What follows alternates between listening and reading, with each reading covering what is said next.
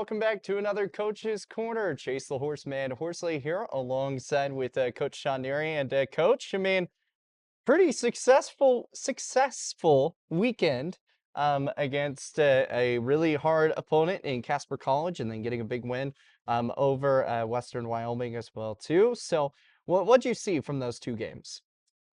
Western on Thursday, tough team, really well coached. They execute really well, so I thought our guys did a good job of taking them out of some stuff and just played a pretty good overall game, and so that was good. Took care of business on Thursday, and then Saturday, Casper College, obviously, super talented, Mm-hmm. long, athletic, great size, you know, uh, they got one of the best players in the country in Abdul Bashir, and he just signed, committed to go to Auburn, I Mm-hmm. believe. Yep. So, really good team, and man, they play hard and they're well coached, and just a good junior college battle. You brought up Bashir. That was kind of one of the first things I was going to bring up was obviously Bashir. He's going to be one of the main guys that's going to put up a lot of those points. He showed the reason why he's a Division I caliber player against you guys. He finished off with 28 points. He was really the only one that had like a really high scoring outing, but that's really all they really needed. But they had a couple other players get into the double digits as well too. But from Bashir, obviously looking at him as a JUCO player, what did you see that may have, if you were the coach at Auburn, what caught your eye with Bashir? He's very talented. I mean, he's got a great shot. He shoots the ball really well. He's got a great feel on offense. He's improved his ball handling tremendously. He's added some different shots to his game. So he's an outstanding, junior college player. Mhm. And I'll be glad that he's not in our league next year.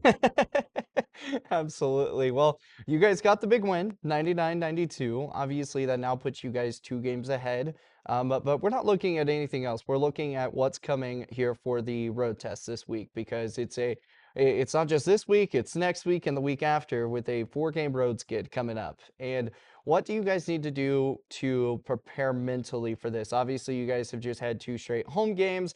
You defended home court. You went 13-0 this season at home. You've lost one on the road so far this season. But how do you keep things going through that? How do you keep pushing, or excuse me, 2 on the road, apologize. But you go from home court to now on the road. How do you make the road your home court? LCCC on Friday night's going to be a great challenge for us. They got 3, 4 guys that can really score it. Mhm. I think Zero is probably the second leading scorer in the region right now. He's putting up a lot of points. They got a lot of offensive firepower. We're going to have to lock in defensively. We're going to have to make it tough for those guys, and hopefully, by making it tough for them, we can get some easy baskets. Talking about easy baskets, 41% from the field against Casper this on Saturday, which that was huge. We talked about earlier on Tuesday, the week before the game, was shooting percentage, because it was it kind of dropped down just a little bit. But how do you think shooting performance did for you guys against Casper, against Western, or how do you think it's been going now to start getting close to the end of the season? Yeah, I mean, I think, as you play somebody second time, third time in the playoffs, people know you and they know what you're trying to do, probably. Hmm. So I think sometimes the shots become a little bit tougher, and I think that's just the natural Natural progression game. of the season.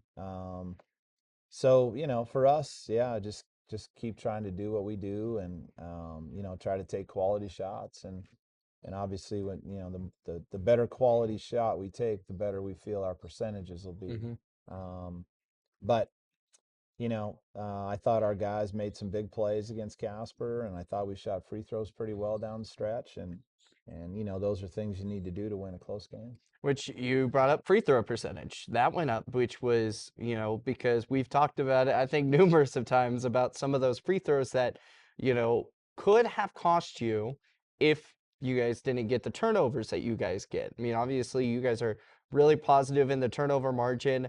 And that's just been one of the big matches. The things that actually keep you guys going is your defense. And I was watching a little bit of practice today from you guys, and it just kind of seems like everything's just locked in defensively now. Yeah, we've tried to be a defense first program. That's probably why our offense doesn't look as good as it should sometimes. Although this group of guys have been able to score points, which is good, and that's recruiting. So let's keep doing that. Yeah. Defensively, yeah, just keep hammering it away, and you try to put together a strategy and give the guys maybe some things to look for when they're guarding, and hmm and hopefully we can execute it and make it tough on the other team.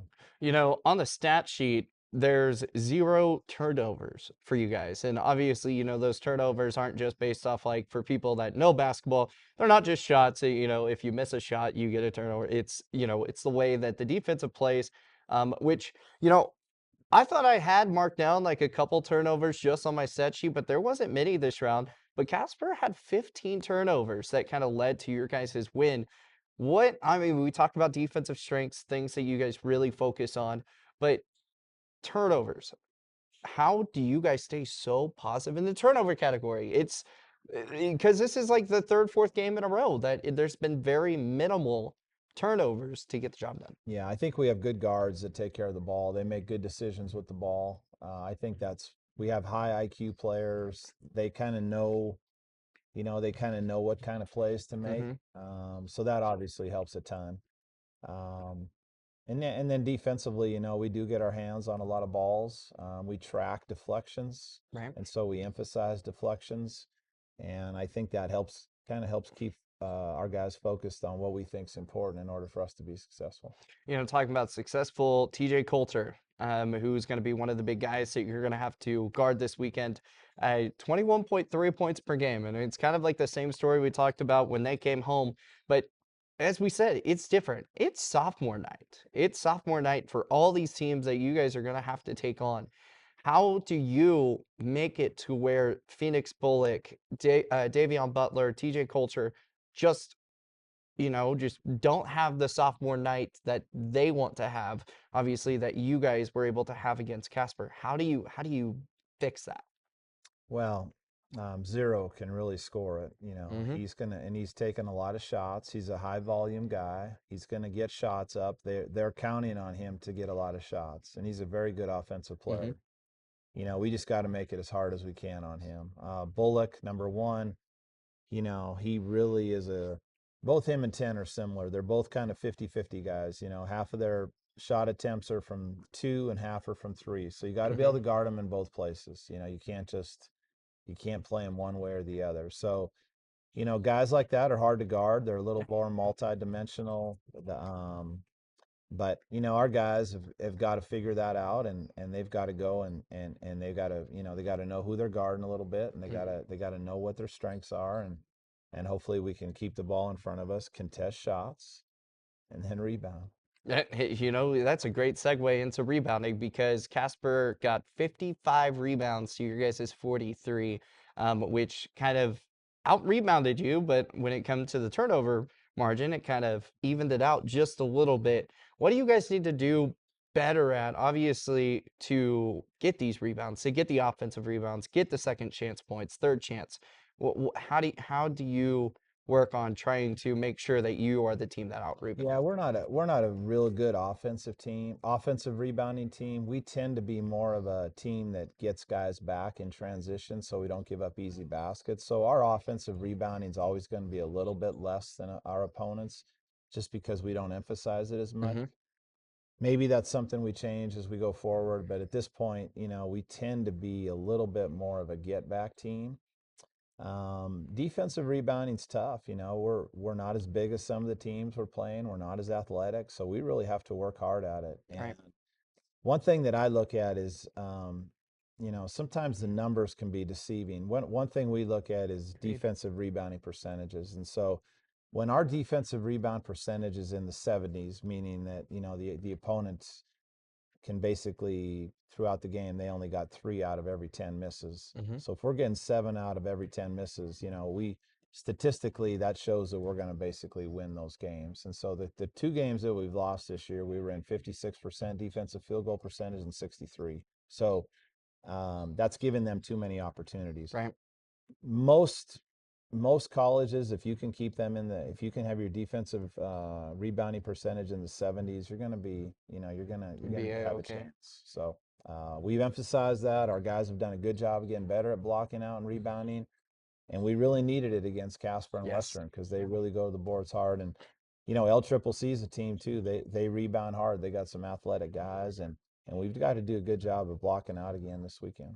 We say you bring up numbers and records and things that, obviously Laramie is 11 and 16, but as we talked about last time, that doesn't matter. It doesn't matter what record you are because they're always trying to pull off some upsets. And it's the same thing with Eastern Wyoming sitting at 5 and 21. You don't want to be that person that gives up that sixth win. So obviously, I was talking with Caleb Holdenbeck just a little bit ago as well too, and um, he's ready to go. But he also talked about, going from your game tomorrow, which you guys are heading down there tonight and getting to, get some rest in, and then you don't have a game until 7:30. But then the next day, you guys have to get up early to get out to Eastern Wyoming. How much of a difference factor do you think that plays into? Obviously, these guys have been traveling and doing a lot through high school and stuff, doing these types of games. But as a coach, how do you get your mindset straight back into focus mode? Yeah, I think it's one day at a time, and I think it's a next play mentality. I mean, it's just, it's what we do. And, I think it's important that, you just kind of plan your day, and then they kind of have an idea what we're doing. And obviously when you get to, mid to late February here, they got a Hmm. pretty good idea what the trips look like. And so, um, yeah, the key thing is really for them, for them to lock in and be focused on what we need to do as a team to put ourselves in a chance to be successful. And so far, these guys have done a great job with it, and hopefully we continue this weekend. Yeah, continuing indeed. Well, going back to the beginning of the season, obviously we talked about throughout everything how you guys have just kept on evolving, getting better shots, better looks. How do you think your team is right now? How do you think they've evolved? Do you think they've hit the adversity level spot, or do you think there's still a lot more to improve? Yeah, I mean, I think there's always room for improvement.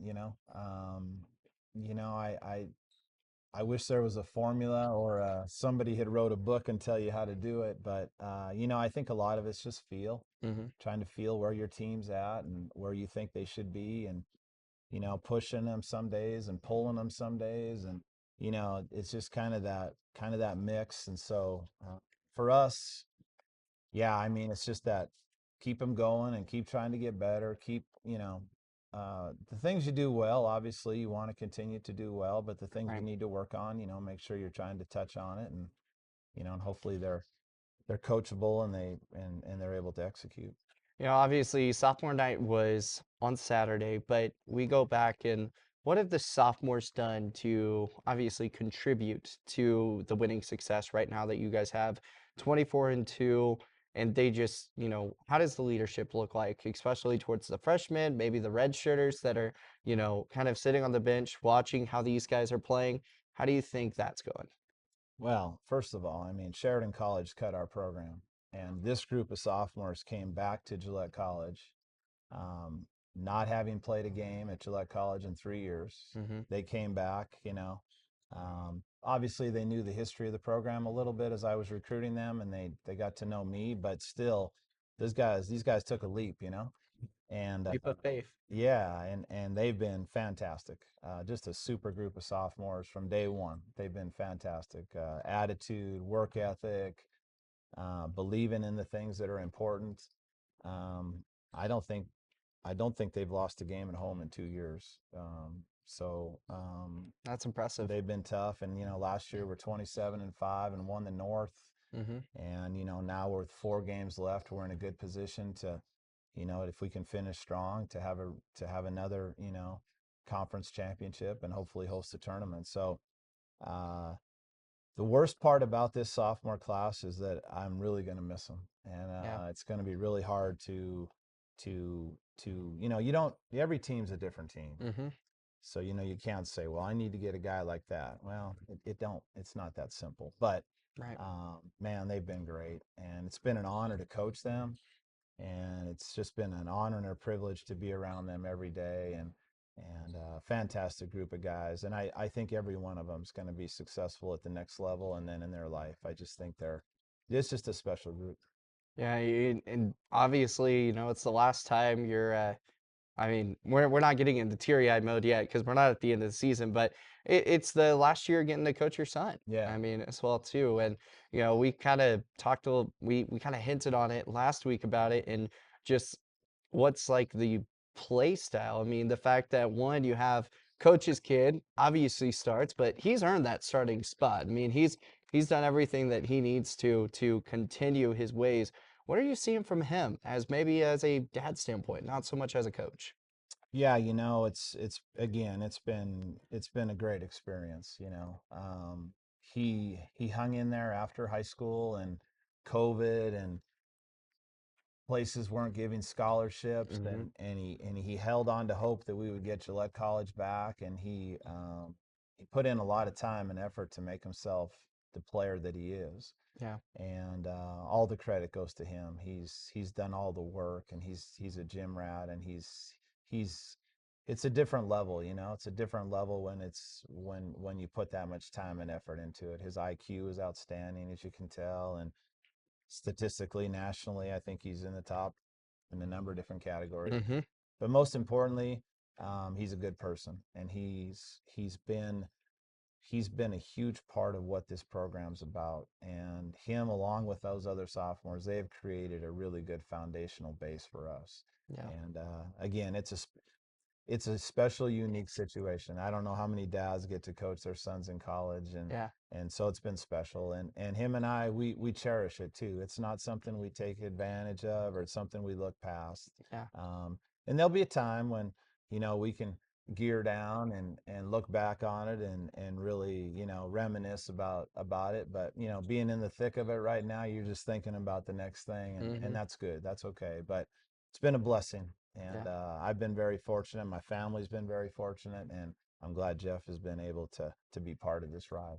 It's so cool that you get to say that, especially because before the college that I went to very first, I was on a bowling scholarship, and my dad was the bowling coach, and so it was a fun experience. Sometimes it was a very painful experience sometimes because he wants what's best for you, but it's also he's a little bit harder on you than the other. So I know, like, I know how Jeff sometimes is, but with it, but hey, it's so cool, especially having those opportunities. But um, let's switch gears. Obviously, we're not at the end of the season, so we're not gonna get sad vibes just yet. So um, Eastern Wyoming, obviously 5-21. We talked a little bit about it, but that early morning wake up call, that's going to be the fun part because you have to make sure your mind is focused, mind is set. Because if it's not set, upsets happen, and they can happen pretty quickly if you're not paying attention. The other thing is that I've seen is slow starts. Here recently, you guys have been down by, at least 6 points or so, and then all of a sudden, it clicks back up. How do you change a slow start to getting back to a fast start? Yeah, it's interesting. Some teams will do that, and some teams will are good at getting a jump on it at the beginning. I don't Mm-hmm. know. I mean, Yeah. we take the same approach every possession, and Mm-hmm. sometimes I guess sometimes teams come out and get a couple buckets on us, but uh, yeah, I mean it's not something that we really talk about or to dwell on too much. Absolutely. Hey, you still get the win, so Yeah. We had a team here one year that ended up third at the national tournament, and I don't know that we had very many halftime leads. And it was a team that just yeah, kind of went through the first half, and they just kind of were, it's almost like a boxing match where they're feeling it out, and then second half, that there's team, just something lights up and they just go at it. yeah, they just exploded most nights. I mean, 35-2. So, yeah, Hey, I mean, yeah, every team's different in the personalities, and so obviously you don't want to get in too big a hole to right, start. absolutely. We've been able to avoid that, but it could happen. Yeah, We'll have to wait. what me and Coach Lewis talked about was even if you have a 20-point lead, it still doesn't mean anything in basketball because it can change like that, a Yeah. 30-point lead or something. Because if you go back to the Northwest College game, Mm. here at home. You guys had a nice little bit of a lead. Obviously, you started putting in players that, normally don't get in, but, the lead kind of dwindled a little bit right there at the very end. And I think the final was, I can't remember what the final was, but I think it was like a 2 point or a 3 or 4 point win or something just by at the very end. But mostly it was because you were trying to get those guys that haven't played. So going from there, because you have Northwest College coming up later on, not this week, but coming up next week, how do you, mostly because you guys are on the road, how do you keep that that functionality going? Because you want to try and get all the players in. Because I mean that's been your goal every single time. A lot of times when me and you have talked, you said, I want to make sure that we can get, at least everyone in that, I can, that, is suit up to play. How do you keep that going, especially on the road? Is that something that you obviously you want the win, so you focus on that first, but is that something you kind of try to think about as well too? Yeah, and I think so much of that is determined in practice. Guys that are practicing well, have some carryover to the games. But we've got a pretty good rotation right now of 8, 9 guys, but Mm-hmm. it's going to be, unless there's an injury or something Yeah. happens. I mean, that rotation's pretty set right now, and so you know, some of those guys are on the outside looking in, and that's just kind of where it's at right now. But we have a solid 8, 9 rotation, and I think we'll continue to roll with that and see where we end up. One of the guys, Ali Sacco, we've been talking about him. You wanted him to be tougher in the rebound category, which these past few games, I feel like he's gotten a little bit better at it as well too. He even busted down a three too, and I was just like, okay, Ali can shoot threes as well too. And me and Thomas kind of joked around because it was just like there's a lot of big men that can not only rebound now, but they can also shoot the basketball really well. Ali's put in a lot of time to make himself a better player. He's been a little injury prone through his career, but it's nice to see him kind of put together, a couple months now of really not being injured. Mm-hmm. And he's a big part of us. He comes off the bench and gives us a lift, and hopefully he'll continue to play that way. Gotcha. Well, Coach, I'm gonna get you one more question. Who would you say right now would probably get the award for most team player? Oh, Chase, you're putting me on the spot. I honestly, I will tell you this, and I know that people probably think I'm different, and that's okay. But never been a big fan of individual awards in a team sport. We don't have award banquets. We don't have that type of recognition. Yeah. It's hard for me to preach team, and it's hard for me to preach us, Mm-hmm. and then all of a sudden start giving out I awards. And I don't know. I've never been able to really That's settle with awesome. that, and that's just a little quirk I have, I guess. But so yeah. Hey, and that gets it to where, if you're recruiting players and you always bring in the team aspect and they see stuff like this, you're like, okay, well, he's really full about the team and stuff like that. I So, always feel like the best team wins. And absolutely. I think that if we get too individualized, we're too individualized, and I don't want to do that. I think we always have our strength has to be the Team. team. Team. Absolutely. Well, Coach, thank you again for Thanks, Chase. talking with us. Appreciate it. Once again, it's another Coach's Corner here as Chase the Horseman Horsley alongside with Coach Shawn Neary. We will see you guys next time here on another Coach's Corner.